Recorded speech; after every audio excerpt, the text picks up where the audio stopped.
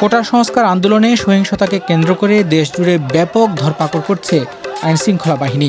ইতিমধ্যে দেশজুড়ে প্রায় ৫০০-র মতো মামলা হয়েছে, যাতে আসামির সংখ্যা ৬,০০০-এর বেশি। আটকদের মধ্যে বিভিন্ন রাজনৈতিক দলের নেতাকর্মীও রয়েছে। যাদেরকে আটক করা হয়েছে তাদের নির্যাতন করা হয়েছে বলে অভিযোগ করেছে পরিবারগুলো। এদিকে সামাজিক মাধ্যমে ছড়িয়ে পড়া এক ভিডিওতে দেখা যায় আটক ভিপি নূর খুঁড়িয়ে খুঁড়িয়ে হাঁটছেন। পরিবারের অভিযোগ তাকেও নির্যাতন করা হয়েছে। ২০ জুলাইয়ের শুরুর দিকটা, ওটা হচ্ছে রাত আনুমানিক ৩:২০ থেকে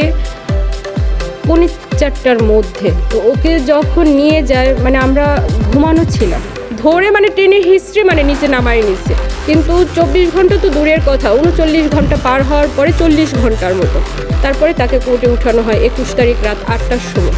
ওই যে নিখোঁজ থাকা অবস্থায় ওর উপরে যে এতটা অত্যাচার করা হয়েছিল অমানবিক, যেটা ও মহামান্য আদালতকে নিজেই দেখাইছিলেন নাকি টি শার্ট খুলে। এদিকে বৈষম্য বিরোধী ছাত্র আন্দোলনের ৩ নেতাকে হাসপাতাল থেকে তুলে নিয়ে গেছে ডিবি। এর আগেও ডিবি তুলে নিয়ে নির্যাতন করেছে বলে অভিযোগ করেছিলেন বৈষম্য বিরোধী ছাত্র আন্দোলনের নেতারা। একটা পর্যায়ে হচ্ছে তারা আমাকে ফিজিক্যালি মেন্টালি টর্চার অ্যাসাল্ট করা শুরু করে। কোটা সংস্কার আন্দোলনে সহিংসতায় আহতদের দেখতে হাসপাতালে গেছেন বাংলাদেশের প্রধানমন্ত্রী শেখ হাসিনা। এরপর তিনি ক্ষতিগ্রস্ত সেতু ভবন দেখতে যান। আমাদের অর্থনীতি আজকে কত উপরে উঠে গিয়েছিল, এবং এটা মনে হলো যে এটা আর কিছুই না, এটা আমাদের অর্থনীতিকে সম্পূর্ণ পঙ্গু করে দিয়ে বাংলাদেশকে আবার ভিক্ষুকের জাতি করে দেওয়া। এটাই বোধহয় এদের পিছনে ষড়যন্ত্র। এই আন্দোলন আমি আজকে এই যে এতগুলি মানুষের জীবনের ক্ষতি হলো, এতগুলি পরিবার ক্ষতি হলো, আর এইভাবে মায়ের কোল খালি হোক, এটা আমি চাই না। কারণ আমি তো বাবা মা সব হারিয়েছি, আমি তো জানি হারাবার ব্যথা কত কষ্ট। এদিকে আন্দোলন দমনে বাংলাদেশের সরকারি পদক্ষেপের ব্যাপক সমালোচনা করেছে আন্তর্জাতিক মানবাধিকার সংস্থাগুলো। আন্দোলনে সহিংসতায় প্রাণহানি ও আইনশৃঙ্খলা বাহিনীর ভূমিকা নিয়ে সুষ্ঠু তদন্তের দাবি জানিয়েছে জাতিসংঘ। Today, I'm calling on the Bangladesh government urgently to disclose full details about last week's crackdown on protests amid growing accounts of horrific violence. I call on the government to conduct an impartial, independent and transparent investigation into all alleged human rights violations. Internet বন্ধ করে দেওয়া সহ আন্দোলনকারীদের দমনে সরকারের কঠোর ভূমিকার সমালোচনা করে পার্লামেন্টে বক্তব্য দিয়েছে ব্রিটিশ এমপিরা। Going on in Bangladesh, a 3-figure number of student protesters killed. We don't know how many because they've turned the internet off.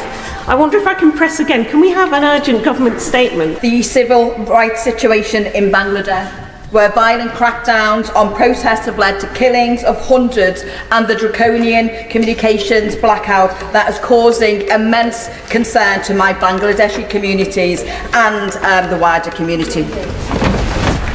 We are deeply concerned about the violence in recent days, and the loss of life is unacceptable. The right to protest must be restored, and also access to the internet should also be restored, and we urge all sides to have restraint in this regard. আমরা সরকারের পরিবর্তনকে প্রত্যাখ্যান করছেন। তখন arrest হওয়া ভাইদেরকে, গুম হওয়া ভাইদেরকে আগামী 24 ঘন্টার মধ্যে মুক্তি দিতে হবে।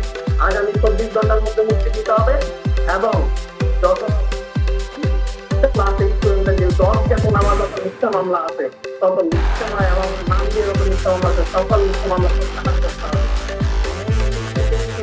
পুলিশ কনস্টেবল পর্যন্ত যতজন এই গণহত্যার সাথে জড়িত, প্রত্যেককে অব্যাহতি দিয়ে আইনের আওতায় আনতে হবে। আমরা 24 ঘন্টার সময় দিচ্ছি, 24 ঘন্টার মধ্যে যদি সরকার আমাদের এই দাবি পূরণ না করে, আমরা 15 দিন থেকে আরো কঠিন কর্মসূচি নিয়ে রাষ্ট্র সমাজ রাজপথে নামবো। আমরা পালিয়ে থাকবো না, আমরা রাজপথে নামবো, আমাদের আরো চাহিদা মতো গুলি করে